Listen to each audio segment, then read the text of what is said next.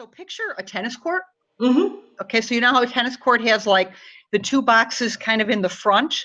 Yeah. And then two boxes in the back. And when you serve into the front box. Yeah. Right? So in pickleball also has a front box and a back box. But in pickleball, the serve goes into the back box. It goes into the further box. Oh, interesting. So sometimes people will want to stand up a little bit closer. Mm-hmm. But the thing about that is, like you said, if I serve it back to that back line, they have to wait for it to bounce, right? So I always say you can stand wherever the hell you want, but if you stand there, I'm serving it behind you. So that's the thing. So Right. That box up front, it's actually not a box, it's actually a rectangle. It's the length, or it's the width of the whole court. Okay. So it's 20 feet wide. Mm-hmm. That's the width of the court.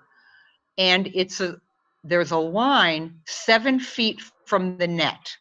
Okay, so you've got the net, and then you've got essentially a 7 by 20-foot box. And that's the front box? Yes. Okay. That is called the kitchen. I don't know why.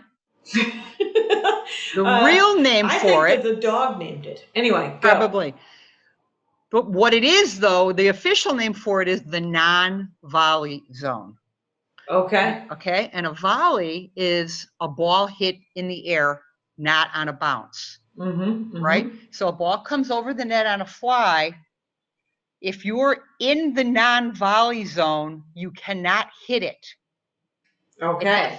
All right. So you stay back and you wait for a bounce before you hit the ball. If you're up at the kitchen line, you can hit it on a fly, but you have to be sure you're behind the kitchen line.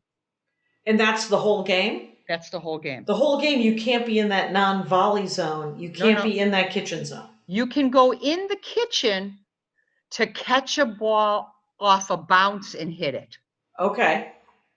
But you don't want to stay there, because if you go into the kitchen and legally hit a ball off a bounce, you better get your ass back out of the kitchen, because if you don't, your opponent is going to hit a fly right at you. Uh-huh. And if you're not back out of the kitchen, you can't do anything with it. Because you can't just hit it. It has to bounce. It has to bounce. If you're in the kitchen and the ball's in the kitchen, it's got to bounce. You can't just slam it back at them. Correct. In the air. Okay. If you're in the kitchen. Also, if you are at the kitchen line and a fly ball comes, you can slam it, but you better not then step into the kitchen. So your momentum can't carry you into the kitchen. Okay. Also you can't slam it and then have the paddle touch the kitchen. Oh, it can't go over the line. Well, no, it can go over the line. It can go over the visuals here. I love it. Yes. Say this is the line. You can go over the line. Right. In the air, but if you, for whatever reason, come down and your paddle touches the ground in the kitchen, that's a fault. If you jump up, like I wouldn't, but some people can jump. If somebody jumps up to hit a slam, that's awesome.